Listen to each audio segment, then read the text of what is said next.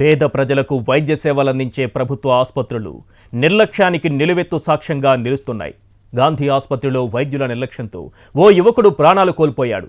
నల్గొండ జిల్లా రాజంపేట మండలం బేగంపేట గ్రామానికి చెందిన ప్రకాష్ ఐఐటి విద్యార్థి బైక్పై వెళుతూ ప్రమాదానికి గురయ్యాడు. ప్రమాదంలో గాయాల పాలైన అతన్ని సికింద్రాబాద్లోని గాంధీ ఆసుపత్రికి తరలించారు. అక్కడ వైద్యులు సిటీ స్కాన్ పనిచేయటం లేదని ఉస్మానియా ఆసుపత్రికి పంపించారు. అక్కడ సిటీ స్కాన్ చేసిన అనంతరం వెంటిలేటర్లు పనిచేయటం లేదని తిరిగి గాంధీ ఆసుపత్రికి పంపించడంతో సరైన వైద్యం అందక ప్రకాష్ మృతి చెందాడు.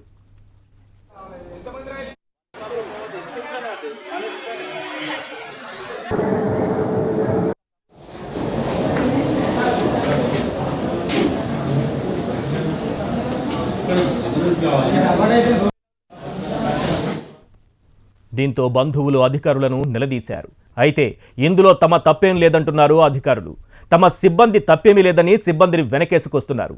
సిటీ స్కాన్ పనిచేయకపోతే తామేం చేయాలని మరింత నిర్లక్ష్యంగా మాట్లాడుతున్నారు.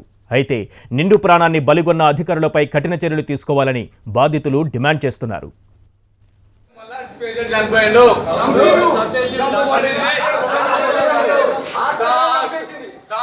డాక్టర్ నిర్లక్ష్యం వల్ల పేషెంట్ చనిపోయిండు.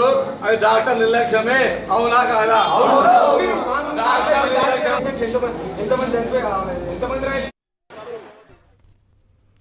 రైట్, ఇదే అంశంపైన స్పందించేందుకు జేబీ రెడ్డి గాంధీ ఆసుపత్రి సూపరింటెండెంట్ మనకు ఫోన్ లైన్లో అందుబాటులో ఉన్నారు. రెడ్డి గారు, మనం అసలు రాజధాని నగరంలోనే ఉన్నామా? అతిపెద్ద ప్రభుత్వ ఆసుపత్రిలోనే వైద్యానికి నిజంగా పేదలు అక్కడికి వస్తున్నారా? సిటీ స్కాన్ పనిచేయకపోవడం ఏంటి? అంటే సిటీ స్కాన్ ఇది 10 years ఓల్డ్ అండి. ఇది మన జర్మనీ నుంచి ఇంపోర్ట్ అది తెచ్చింది, సిమెన్స్ కంపెనీది. దాని స్పేర్ పార్ట్స్ అంటే ఎప్పుడైనా ఇలా రిపేర్కి వచ్చినప్పుడు అక్కడ నుంచి వాళ్ళు ఇంపోర్ట్ చేసి చేయాల్సి వస్తుందండి. అట్లా. అవును, ఎంతకాలం అయిందండి ఇది రిపేర్కి వచ్చి జేబీ రెడ్డి గారు? ఒక 5 days అయిందండి. వాళ్ళకి డైలీ మేము సిమెన్స్ కంపెనీ టచ్ లో ఉన్నామండి. యాక్చువల్గా ఇప్పుడే వాళ్ళు 8:30 వరకు రిపేర్ చేసి వెళ్ళారు. మరి అత్యవసర సమయాల్లో ఏం చేయాలి? అంత పెద్ద ఆసుపత్రిని నమ్ముకొని రోగులు, పేదవాళ్ళు అక్కడికి వస్తూ ఉంటారు. ఇలాంటి సమయంలో సిటీ స్కాన్ పనిచేయకపోతే వాళ్ళు ఎక్కడికి వెళ్ళాలి? ఏం చేయాలి? సిటీ స్కాన్ అంటే సిటీ స్కాన్ అవసరమని న్యూరో సర్జన్ నిర్ణయిస్తారండి. యాక్చువల్గా పేషెంట్ అడ్మిట్ చేసుకుని. అవును, అంతవరకు వెళ్తూ సిటీ స్కాన్ వరకు మనం వెళుతున్నామంటే సీరియస్ కండిషన్ అయితేనే కదా వెళుతుంది. మామూలు పేషెంట్ల కోసం ప్రతిసారి దాన్ని ఉపయోగించాం కదా మనం. అవునండి, డైలీ ఒక 80 to 100 సిటీ స్కాన్ చేస్తామండి. దాని మీద లోడ్ కూడా ఎక్కువనే ఉంటుంది మన మెషిన్ మీద. సో అప్పుడప్పుడు రిపేర్ వస్తుంటుంది. అయితే ఏమిటంటే అది సిమెన్స్ కంపెనీ జర్మనీది కాబట్టి వాళ్ళ సార్ ఒక క్వశ్చన్ సార్, ఏమనుకోకండి. 80 to 100 ఉంటుంది, అంత లోడ్ ఉంటుందని చెబుతున్నారు. ఒకే మెషిన్తో ఇంతమంది రోగులకు ఎలా పరీక్షలు చేయాలని అనుకుంటున్నారు? వేరే మెషిన్ ఏదైనా అందుబాటులోకి తెచ్చుకోవాలనే ఆలోచన ఎప్పుడైనా కలిగిందా?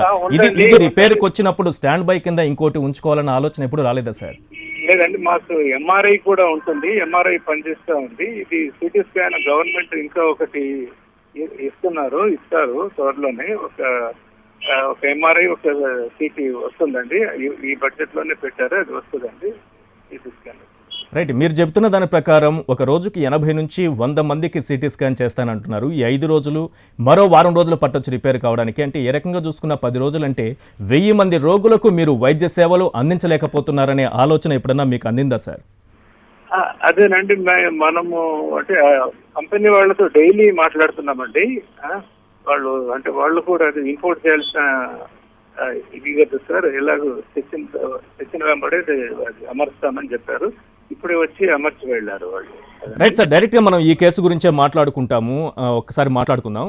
ఈ పేషెంట్ మీ దగ్గరకు వచ్చిన సమయంలో సిటీ స్కాన్ సరిగ్గా పనిచేసి ఉండి సరైన సమయంలో రిపోర్ట్స్ అంది సరైన సమయంలో వైద్యం అందించుంటే ఆ పేషెంట్ బతికేవాడా కాదా సార్?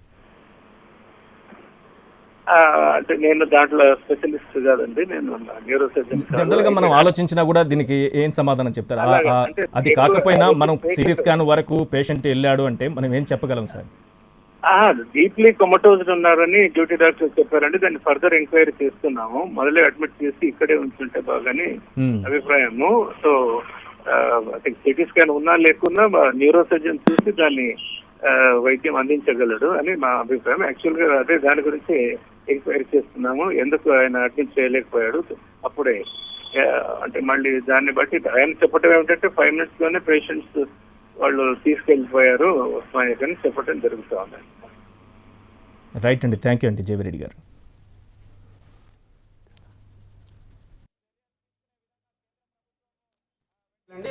అక్కడ ఆక్సిజన్ ఉందా నీటి తీసుకొచ్చాక ఇక్కడ ఆయన ఏమన్నా సారీ మేము చనిపోయిన పేషెంట్ మేము ఏం చేయలేమంటారు. 4 hours దీంట్లోనే 4 hours దింపారు, ఇటు 2 hours అటు 2 hours. డాక్టర్ల నిర్లక్ష్యం వలన డాక్టర్లు హాస్పిటల్ ఏం లేదు, ఫెసిలిటీస్ ఏం లేవు. ఒక్క కొడుకు సార్, 5 అక్కలు, ఒక్క కొడుకు. వాళ్ళ అమ్మకి ఏం పేరు Nagala Prakash, Begumpet village, mandal Rajapeta, district Nalgonda. Doctor ఇచ్చిన ఇన్ఫర్మేషన్ అంటే డీప్ కోమాలో ఉన్నాడు. అయితే ఎగ్జామిన్ చేసేప్పుడు there will be group of doctors కదా, వాళ్ళు డిస్కషన్ అవుతుంటుంది కదా, దాంట్లో దీనికి సిటీ ప్లాన్ చేస్తామని ఒక డిస్కషన్లో దాంట్లో మేబీ దే ఓవర్ హర్డ్ వినపడుతుంది కదా. దాంట్లో ఏంటంటే సిటీ ఇక్కడ లేదు అనే దాంట్లో వాళ్ళు సిటీ తప్పక కావాలి అని అనుకొని లేదు కదని ఉస్మానియాకు తీసుకోవడం జరిగింది. మనకి మీరు అన్నట్టు ఈ ఓవర్లోడ్ వల్లనే వాటికి ఇబ్బంది అవుతుంది. రిపీటెడ్గా బ్రేక్ డౌన్స్, సర్వీసింగ్ అవసరం అవుతుంది. బాగా ఎక్కువగా ఎవరికి రెఫ్యూజ్ చేయలేం కదా మనం గవర్నమెంట్ హాస్పిటల్స్, అందుకని చేస్తుంటాం. అయితే దీంట్లో మనం మిగతా గవర్నమెంట్ హాస్పిటల్ వైపే చూస్తాం కదా, మనం ఏదైనా ఇక్కడ లేనప్పుడు మిగతా ఉస్మానియా వైపే చూస్తాం. వాళ్ళతో మాట్లాడి చేయించుకుంటాం. ఇప్పుడు ఒక షార్ట్ బ్రేక్ తీసుకుని